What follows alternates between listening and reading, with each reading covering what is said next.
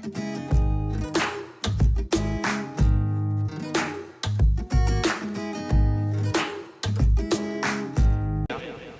मैं फिर आपके चिंतन को एक दूसरा परिदृश्य देना चाहता हूं।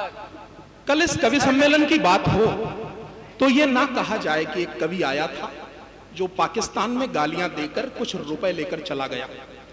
30 तारीख को हमने राजस्थान स्थापना दिवस मनाया है। वीर रस का कवि बदनाम होता है पाकिस्तान को गालियां देने के लिए।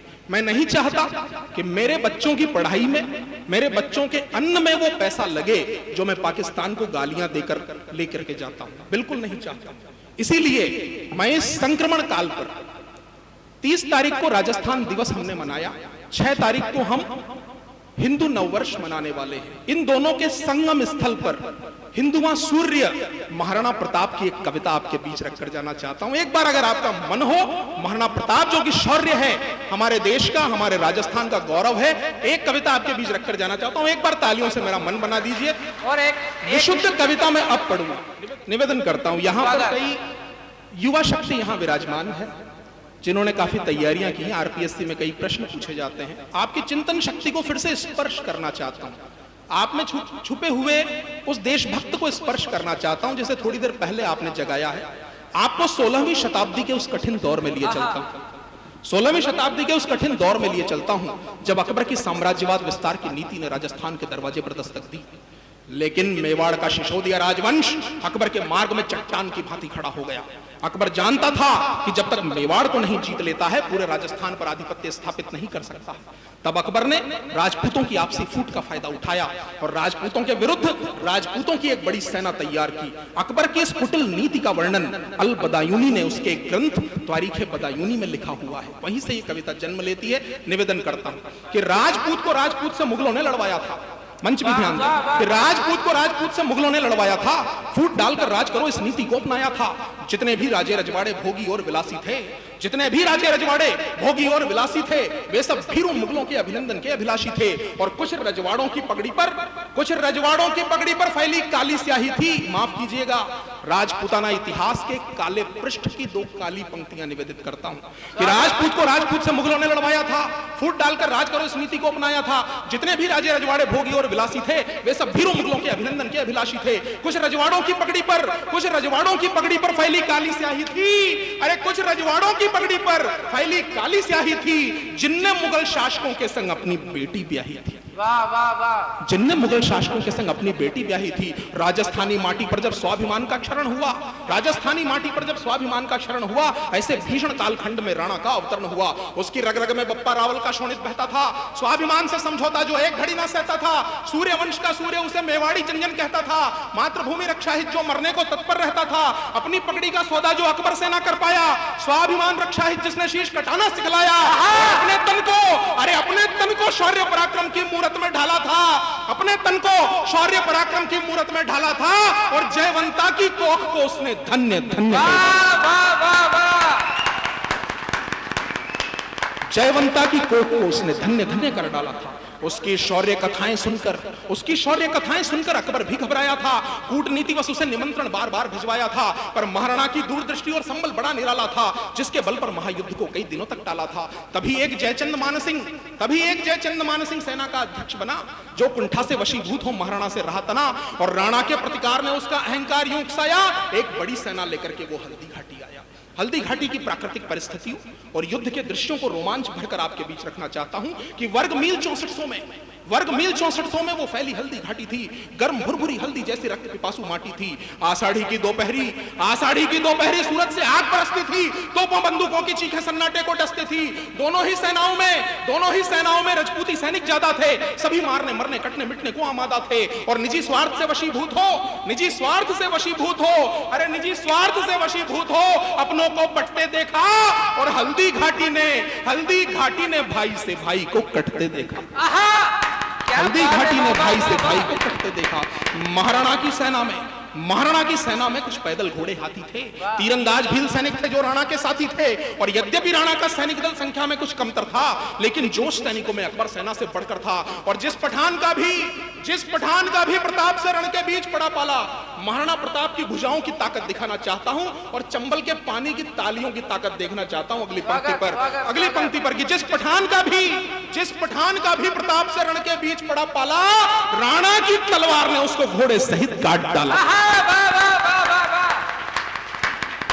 बब्बर शेर बने महाराणा मुगलों से भरपूर लड़े। और तभी मानसिंह को देखा, तेजी से उसकी ओर बढ़े। मानसिंह अपने हाथी पर सवार था, महाराणा प्रताप चेतक पर सवार थे। चेतक सेना को चीरता हुआ हाथी के समक्ष जा खड़ा हुआ। और तभी महाराणा प्रताप और चेतक की वीरता और मानसिंह की कायरता का एक ऐसा दृश्य बन गया जो आज भी राजस्थान के राजपूताना इतिहास में स्वर्णिम स्याही से चित्रित है। तब पंक्तियां पढ़ता हूं, दृश्य पेश करता हूं कि चेतक चित्कारा गज के मस्तक पर पक्को धर डाला। चेतक चित्कारा गज के मस्तक पर पक्को धर डाला। महाराणा ने मानसिंह पर साथ दिया अपना भला। चेतक चित्कारा गज के मस्तक पर पक्को धर डाला। महाराणा ने मानसिंह पर साथ दिया अपना भला। मानसिंह होदे में कूदा, छिपा हुआ डर जाग गया और वो अपना हाथी लेकर हल्दी घाटी से भाग गया। क्या बात है। पर इस घटना ने वही युद्ध की दिशा दशा को मोड़ दिया जहां निहत्था मानसिंह राणा ने जिंदा छोड़ दिया। और तभी प्रताप को राजमुकुट से मुगलों ने पहचान लिया, घेराबंदी की और तलवारों को उन पर तान लिया। निपट अकेला पाकर उन पर बारंबार प्रहार किए, तलवारों, बंदूकों और भालों से भीषण वार किए। तभी प्रताप का राजमुकुट झाला मन्ना ने पहन लिया। झाला मन्ना जो महाराणा प्रताप के प्रमुख अंगरक्षक थे, कद काठी में महाराणा प्रताप के समान थे, उन्हें अधिकार प्राप्त था। महाराणा प्रताप को बचाने के लिए वो जिस हद तक जा सकते थे, उन्होंने धूल मुट्ठी में उठाई, आसमान में धूल उड़ाई, महाराणा प्रताप का मुकुट पहना। मुगलों ने उनको महाराणा प्रताप समझा, ताबड़तोड़ वार किए, झाला मन्ना शहीद हो गए, महाराणा प्रताप सुरक्षित निकल गए। तब दो पंक्तियां उस झाला मन्ना की शहादत के लिए पढ़ता हूं और आपकी तालियां झाला मन्ना के खाते में जानी चाहिए। निवेदन करता हूं कि मन्ना ने निज शोणित से धरती का वंदन कर डाला। मन्ना ने निज शोणित से धरती का वंदन कर डाला और हल्दी घाटी की माटी का कण-कण चंदन कर डाला। मन्ना ने निज शोणित से धरती का वंदन कर डाला, हल्दी घाटी की माटी का कण-कण चंदन कर डाला। यह कविता मैंने उत्तर प्रदेश के अवध विश्वविद्यालय के एक छात्र हॉस्टल में बैठकर लिखी। वहां से मैंने बीएड किया है। मेरे कुछ मित्र थे जो राजस्थान से बहुत प्यार करते थे, परंतु उदंडता जाग गई। उन्होंने मुझसे कहा, अश्विनी किस राजस्थान की बात कर रहे हो? वो बंजर राजस्थान, वो जैसलमेर, वो राजस्थान जहां की मिट्टी में पानी नहीं है, जीवन नहीं है। तब मैंने कविता की ये अंतिम पंक्तियां लिखी जो मैं आपको सौंप रहा हूं।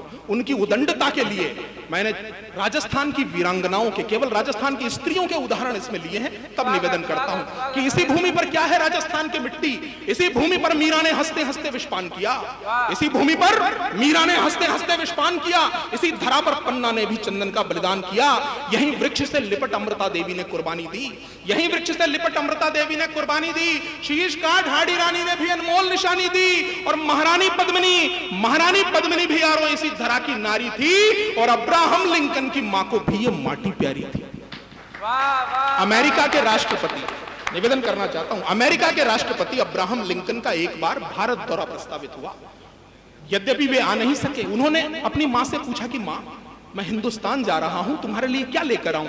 उनकी मां ने वो मां जिसने अब्राहम लिंकन को महाराणा प्रताप और शिवाजी की कहानियां पढ़कर बड़ा किया था, उसने कहा कि बेटा, हिंदुस्तान जा रहे हो, मेवाड़ जरूर जाना।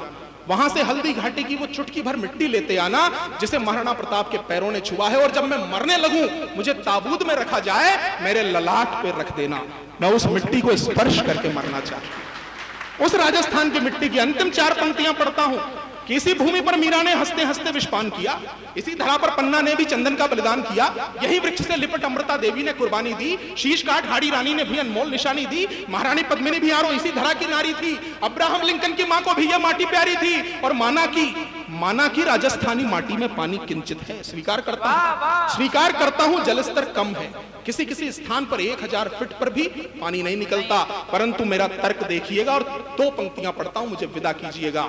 कि माना कि राजस्थानी माटी में पानी किंचित है, अरे माना कि राजस्थानी माटी में पानी किंचित है, पर वीरों के शोणित से यह धरा अत्यधिक सिंचित है, और यहां दूध का कर्ज चुकाया, यहां दूध का कर्ज चुकाया मांस की बोटी ने, यहां दूध का कर्ज चुकाया मांस की बोटी ने, और अकबर तक तो धूल चटा दी यहां घास की रोटी।